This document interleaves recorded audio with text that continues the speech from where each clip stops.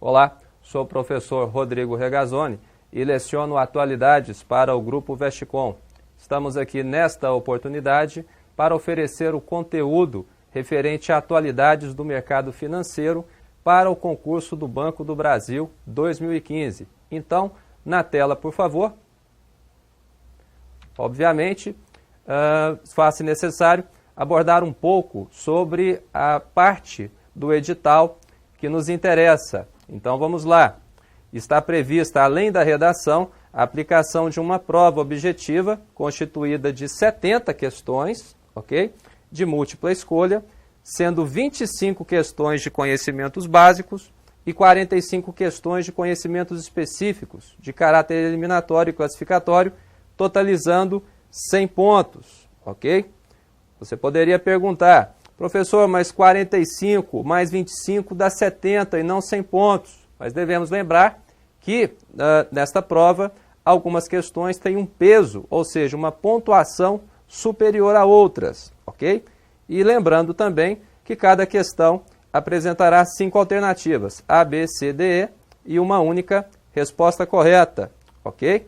Então vamos agora ao que mais nos interessa aqui, que é a parte de conhecimentos básicos, né? Lembrando que está prevista a cobrança de 10 questões para a língua portuguesa, com valor de 1 ponto, subtotalizando 10 pontos.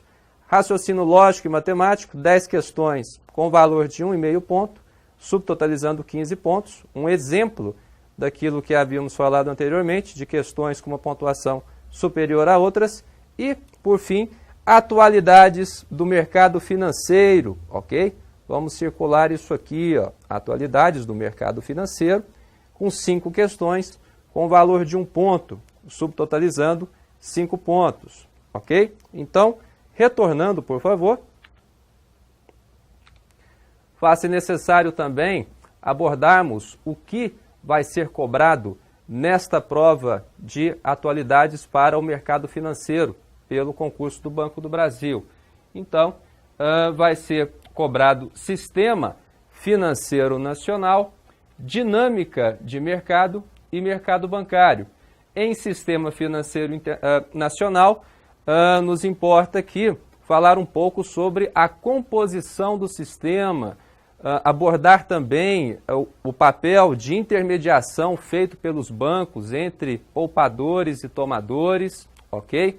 Falar também sobre as instituições bancárias e não bancárias, conteúdo também que tem sido cobrado especificamente na prova, na matéria de atualidades do mercado financeiro, tradicionalmente pelas provas que são elaboradas pela Banca Sesgran Rio. Em dinâmica de mercado, vou dissertar sobre capitalismo, economia, diferença entre comércio e também economia. Vamos falar um pouco também sobre globalização, um pouco sobre a trajetória do Brasil inserido na dinâmica da globalização, no aspecto econômico, ok? E por fim, vamos falar também sobre mercado bancário, onde pretendo abordar principalmente a aquisição das operações brasileiras do Banco HSBC, do Banco Britânico HSBC, pelo Bradesco, ok? Um assunto que eu acredito que certamente pode cair na prova do Banco do Brasil. Então, vamos na tela, por favor. Então, vamos agora falar um pouco sobre o primeiro tópico, né? Sistema Financeiro Nacional, ok? Então, vamos abordar aquilo que nos interessa saber para fins de atualidades do mercado financeiro. Bom, o Sistema Financeiro Nacional, ele é regulado, ok, pela Lei 4.595, de 31 de dezembro de 1964. Você poderia perguntar, professor, essa lei não é um tanto antiga? O problema é exatamente esse, né? A Constituição brasileira, quando disserta sobre o Sistema Financeiro Nacional, prevê a formulação de uma lei para regulamentar o sistema. Entretanto, essa lei não foi regulamentada, não foi criada e nem regulamentada em sua totalidade Então, a nossa Constituição acabou incorporando, ok? A Lei 4.595, de 31 de dezembro de 1964. Então, na tela, por favor. Então, segundo essa lei, né, consideram-se instituições financeiras aqui no Brasil, para efeito da legislação em vigor, as pessoas jurídicas públicas ou privadas, ok? Vamos circular isso aqui, devido à sua importância, que tenham como atividade principal ou acessória a coleta, intermediação ou aplicação de recursos financeiros próprios ou de terceiros, ok?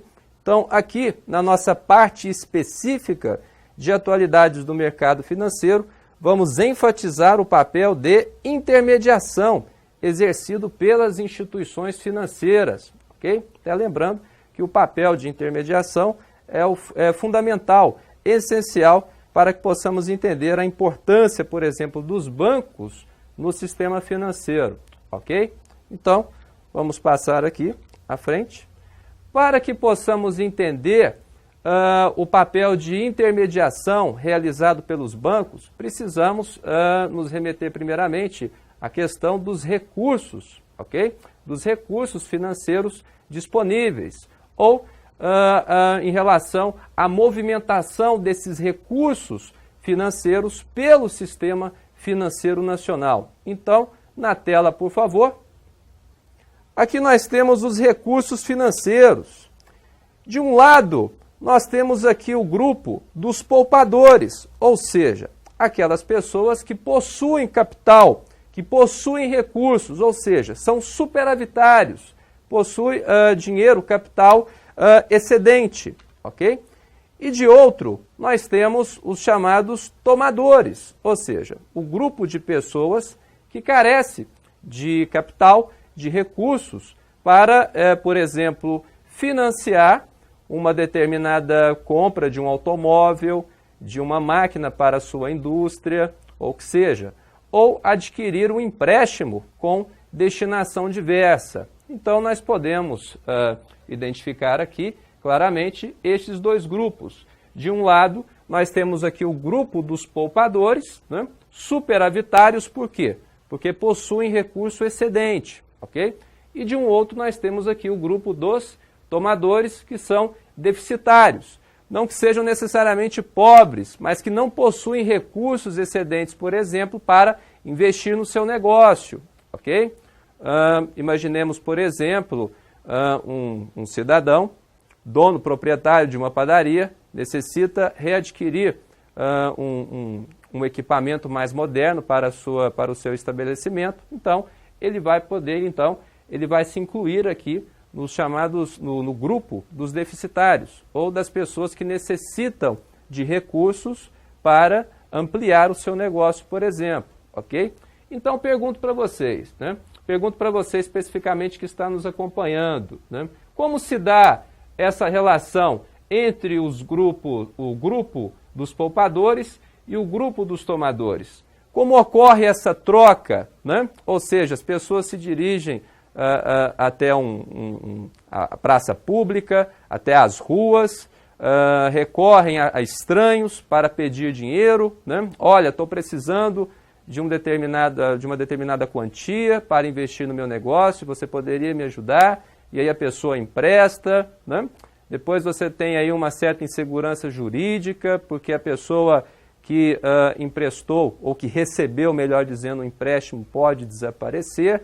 Então, nós podemos perceber que seria muito complicado caso a transação, ok, entre poupadores e tomadores se evidenciasse sem a existência de um intermediário financeiro. E qual é o intermediário financeiro? Justamente as instituições financeiras. E aqui nós vamos chamar atenção para o papel dos bancos, ok? Então, na tela, por favor.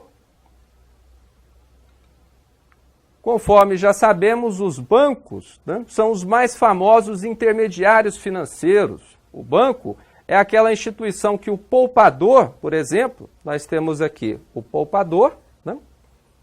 O banco é aquela instituição o mais famoso intermediário financeiro que o poupador, por exemplo, se dirige quando pretende depositar o seu dinheiro, conferir alguma segurança à sua guarda e também uma remuneração se for possível, ok? Até porque, lembrando que não é todo depósito, né? Não é todo o depósito feito no banco que confere alguma remuneração.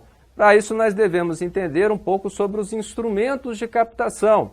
Nós temos o instrumento de captação, o depósito à vista, aquele que é feito diretamente na conta corrente. Este, o poupador, não recebe do banco nenhum tipo de compensação, ok? Mas aquele depósito feito na poupança, este sim confere, né, uma determinada remuneração para o poupador. Então, na tela, por favor. Então, nós temos aqui a figura do poupador, né, que se dirige até o banco, e o banco, por sua vez, realiza uma operação de captação, ou seja, ele recebe esse recurso do poupador. E o banco executa também um papel de realocador de recursos, uma vez que ele pega o dinheiro depositado pelo poupador e disponibiliza para o tomador, ok? Disponibiliza para o tomador na forma de operações de crédito, ou seja, na forma de empréstimo ou na forma de financiamento. O empréstimo para destinação diversa e o financiamento referente à aquisição de um produto com destinação específica, ok? Mas aí eu pergunto para você, o ciclo, né, encerra-se aqui? Ou seja, nós temos um poupador que deixa o seu dinheiro no banco, depois o banco disponibiliza para o tomador, apenas isso? Não, o ciclo não se encerra, ok? E não poderia se encerrar dessa forma. Então, nós precisamos entender um pouco, na tela, por favor, nós precisamos entender um pouco sobre a circulação dos recursos pelos intermediários financeiros, ok? Então, nós vamos aqui agora fornecer um exemplo para entendermos como funciona, né? Qual é o interesse do banco, por exemplo, né? Em exercer esse papel de intermediação. E aqui nós vamos ver como isso é interessante também, tanto para o poupador quanto para o tomador, ok? Então nós vamos tomar aqui como exemplo João, o poupador, e se dirige até o banco e faz um depósito de R$100, ok? Faz um depósito não em conta corrente, mas na poupança, um depósito de R$100. Então o banco, né, vai oferecer para ele 0,5% de juros mais a TR, ok? A taxa de referência. Então o banco vai realizar uma operação de captação, né, ao aceitar o depósito de João, poupador. Por sua vez, nós temos aqui José, exercendo a figura do tomador, que vai pedir emprestado R$100 junto ao banco, ok? O banco, então, vai fazer o papel de realocador de recursos. Vai retirar, então, ok, os R$100 depositados aqui por João e, por sua vez, vai disponibilizá-los ao tomador. E aí uma pergunta muito interessante. O juro cobrado do poupador será o mesmo, né, atribuído ao tomador? Não. Obviamente, o banco vai cobrar aqui um juro maior para disponibilizar esse dinheiro para o tomador, no caso, José. Então, na tela, por favor. Então, nós vamos ver aqui que depois de um mês, depois de 30 dias, José vai se dirigir ao banco, ok? E realizar um pagamento no valor de R$105, ok? E por que R$105? Porque foi combinado, né, que sobre o dinheiro haveria aí um acréscimo de 5%. 5% de R$100, ok? R$5, então, no total, José vai dever ao banco R$105. Por sua vez, o banco também vai ter que conferir uma rentabilidade ao poupador. E essa rentabilidade vai ficar em quê, gente? Vai ficar em 55 centavos. Lembrando que o banco se prontificou a pagar uma compensação, né, de 5% de juros, para atrair o interesse do poupador mais a TR. Então, nós temos aqui 50 centavos, né, referente aos juros, ok? E mais 5 centavos referente a TR. E eu pergunto para você, qual é o interesse do banco em realizar este procedimento? Então, nós temos aqui o chamado spread bancário. O spread bancário é pura e simplesmente a maior fonte de lucro dos bancos. E ele pode ser facilmente compreendido, uma vez que nós já apresentamos aqui todo o ciclo, né, referente aqui à operação realizada tanto por João na figura do poupador e José na figura do tomador. E o que é o spread bancário? É simplesmente a diferença, ok, entre os juros cobrados de José, o tomador, e a remuneração devida a João, poupador. Então, nós temos aqui R$ 105,00 cobrados de José, ok? E nós temos aqui o banco devendo R$ 100,55 para o João, poupador. Lembrando mais uma vez que os 55 centavos, dos 55 centavos, 50 centavos referem-se a 0,5% de juros, que o banco se prontificou a pagar a João, poupador, e os 5 centavos é referente a TR, ok? Então, qual vai ser a diferença dos juros cobrados do tomador para a remuneração devida ao poupador? Aqui nós vamos ter R$ 5,00 menos 55 centavos, e aqui nós vamos ter, então, o spread bancário, né, de R$ 4,45, ok? Então, devemos lembrar, mais uma vez, que a principal fonte de lucro dos bancos hoje consiste justamente no spread bancário. Veja o quanto é interessante este sistema.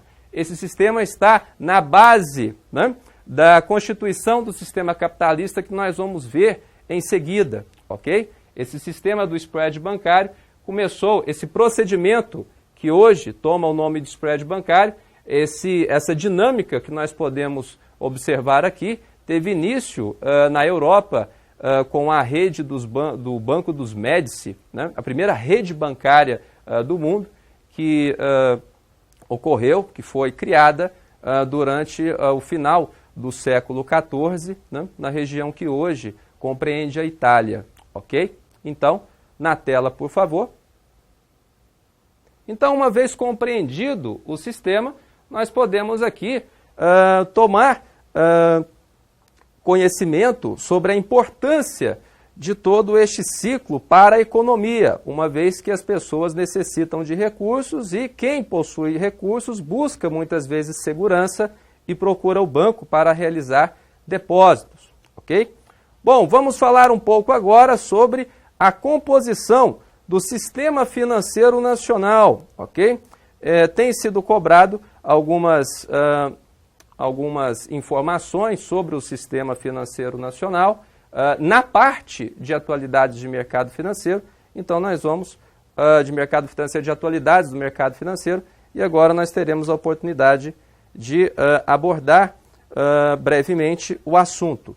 Então, nós temos aqui o sistema financeiro nacional, ok? O sistema financeiro nacional, ele se divide em dois subsistemas, né? No chamado sistema normativo, responsável pela regulação e pela supervisão, ok? Então, nesse subsistema, nós vamos encontrar aqui as instituições financeiras responsáveis por legislar e também controlar e inspecionar as demais instituições.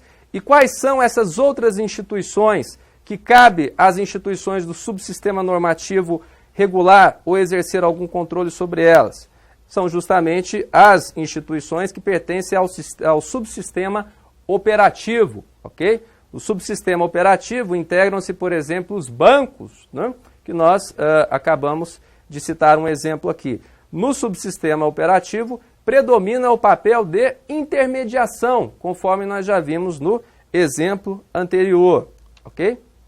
Então, em relação ao subsistema normativo, que mais uma vez é responsável pela regulação, pela supervisão do sistema financeiro nacional, nós vamos ter aqui importantes instituições que o integram.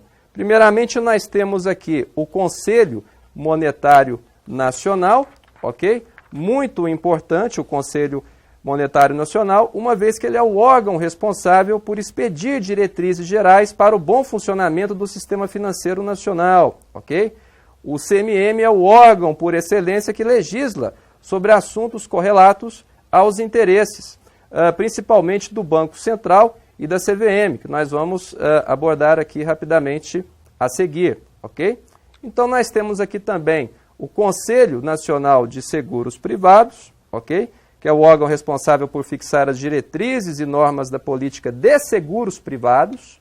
Nós temos, por sua vez, aqui também o Conselho Nacional de Previdência Complementar, ok? Que é o órgão colegiado que integra a estrutura do Ministério da Previdência Social e cuja competência é regular o regime de previdência complementar operado pelas entidades fechadas de previdência complementar, os fundos de pensão, por exemplo. Então você pode observar aqui que eu coloquei a letra R em cada um destes conselhos. Então lembre-se, os conselhos têm um papel fortemente atribuído à parte de regulação, ok? Naquela parte essencial para a normatização e para a legislação de todo o sistema. Então, na tela, por favor, vamos abordar agora as instituições que, dentro do subsistema normativo, exercem um forte papel de supervisão, ok? Então, nós temos aqui o Banco Central, ok? Que é o principal executor das orientações do Conselho Monetário Nacional e responsável por garantir o poder de compra da moeda nacional, ok? Por sua vez, nós temos a Comissão de Valores Mobiliários, a CVM, conforme nós já abordamos anteriormente, ok? Nós temos aqui também a Superintendência de Seguros Privados e também a Superintendência Nacional de Previdência Complementar, ok? Então, só passando rapidamente. E aqui agora nós temos o sistema, o subsistema operativo, que é aquele que mais nos interessa aqui, uma vez que, em atualidades do mercado financeiro, a tendência é exigir mais conhecimento sobre o papel de supervisão realizado pelos intermediadores financeiros, pelas instituições financeiras, notadamente os bancos. Então, no subsistema operativo, nós temos aqui as instituições financeiras bancárias, ok? E nós temos também as instituições financeiras não bancárias. Então, para a finalidade a qual se destina o nosso curso, seria interessante fazer essa divisão do subsistema operativo, ok? Então, nós temos, de um lado, as instituições financeiras bancárias e as não bancárias, ok? Então, na tela, por favor. Vamos aqui agora falar de cada uma delas. Nós temos os bancos múltiplos com carteira comercial, ok? Os bancos múltiplos são instituições financeiras privadas ou públicas que realizam as operações ativas, passivas e acessórias das diversas instituições financeiras por intermédio das seguintes carteiras, ok? Comercial, de investimento, de desenvolvimento, de crédito imobiliário, arrendamento mercantil e de crédito, financiamento e investimentos. Por sua vez, nós temos os bancos comerciais na forma de instituições financeiras privadas ou públicas que têm como objetivo principal proporcionar suprimento de recursos necessários para financiar a curto e médio prazo o comércio, a indústria, as empresas prestadoras de serviços, as pessoas físicas e terceiros em geral. Nós tivemos aqui um exemplo claro sobre o banco, né, que nós apresentamos anteriormente. Nós temos aqui a Caixa Econômica Federal, né? É muito importante fazer menção à Caixa, por quê? Porque ela possui uma característica distintiva, tá? A Caixa prioriza a concessão de empréstimos e financiamentos a programas de projetos nas áreas de assistência social, saúde, educação, trabalho, transportes urbanos e esporte. Pode operar com crédito direto ao consumidor financiando bens de consumo duráveis, emprestar sob garantia de penhor industrial e calção de títulos, bem como tem o monopólio do empréstimo sob penhor de bens pessoais e sob consignação, ok? Isso é importante. Então, retornando, é muito importante fazer aqui uma diferenciação entre o Banco do Brasil e a Caixa Econômica. A Caixa Econômica é uma empresa pública, ok? Já o Banco do Brasil é um banco, uma sociedade de economia mista. Então, embora a Caixa realize algumas operações, né, de um banco propriamente dito, ela possui peculiaridades e características que convém serem ressaltadas, ok? Então, na tela, por favor, vamos dar continuidade. Então, nós temos também aqui as cooperativas de crédito, também, que se dividem em singulares, que prestam serviços financeiros de captação e de crédito apenas aos respectivos associados, ok? E nós temos também as centrais, que prestam serviços às singulares filiadas e são também responsáveis auxiliares por sua supervisão, ok? Estamos abordando bem rapidamente aqui o papel de cada uma dessas instituições, uma vez que isso não é cobrado de forma mais aprofundada sobre o papel dessas instituições em atualidades do mercado financeiro, em conhecimentos bancários, sim, ok? Então, atenção, vou passar aqui algumas dicas para que você tenha a oportunidade também de aprofundar esses conhecimentos também, que vão ser úteis na parte de conhecimentos bancários. Agora, a título de atualidades no mercado financeiro, basta apenas fazer aqui uma pequena distinção entre uma instituição e outra, ok? Então, na tela, por favor.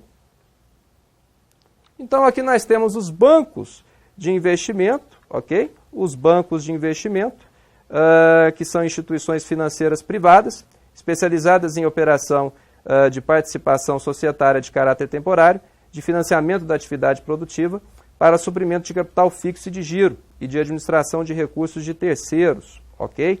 Muito importante aqui a gente fazer uma diferenciação. O que divide as instituições bancárias? Qual é a diferença entre as instituições financeiras bancárias e das instituições financeiras não bancárias? Qual é a diferença básica entre esses dois grupos, né?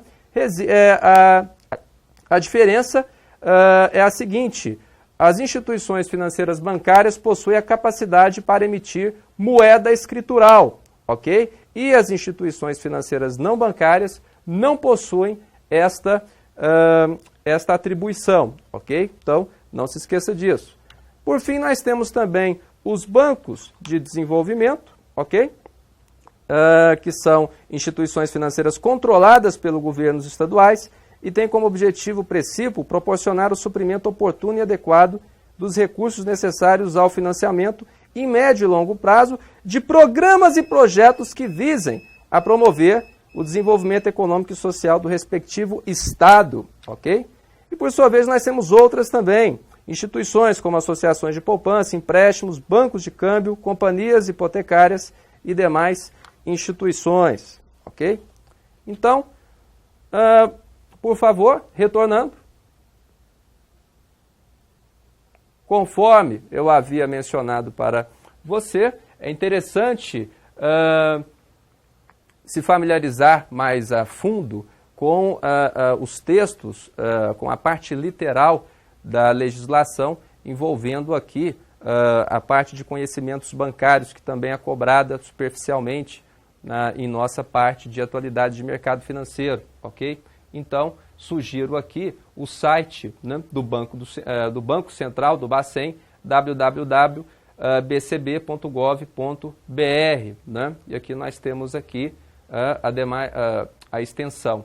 Então, não deixe, ok, de acessar o site do Bacen, até para que você tenha uma ideia mais detalhada do funcionamento de cada um das instituições que nós mencionamos aqui, porque isso vai ser muito útil para a área de conhecimentos bancários. Para atualidades do mercado financeiro, bastou o que nós observamos e acompanhamos aqui nessa parte do nosso curso, ok? Então, vamos aos nossos exercícios na tela, por favor. Vamos agora aos exercícios. Sesgran-Rio, Banco do Brasil 2014. Fazem parte do Sistema Financeiro Nacional instituições financeiras bancárias e instituições financeiras não bancárias. Nesse enfoque, pertence ao grupo das instituições não bancárias, dentre outras, os bancos comerciais, cooperativos, múltiplos com carteira de crédito imobiliário, múltiplos com carteira comercial e de investimento. Então, conforme nós podemos observar em nossa explanação, nós podemos aqui identificar que o banco de investimento, né, na verdade, ele é o quê? Ele pertence ao grupo das instituições não bancárias, ok? Então, alternativa correta, banco de investimento. Então, na tela, por favor, ou melhor, retornando. Então, perceba o quanto é importante ter uma ideia dessa diferenciação. A banca SES Gran Rio muitas vezes cobra o conteúdo copiar e colar, vão até a legislação, copiam e depois colam, isso na forma de questões, ok? Então, para fins de atualidades do mercado financeiro, é muito interessante saber a distinção, que agora você certamente já tomou conhecimento com a nossa abordagem aqui em nosso curso, ok? Então, nos vemos no próximo vídeo. Forte abraço e até lá!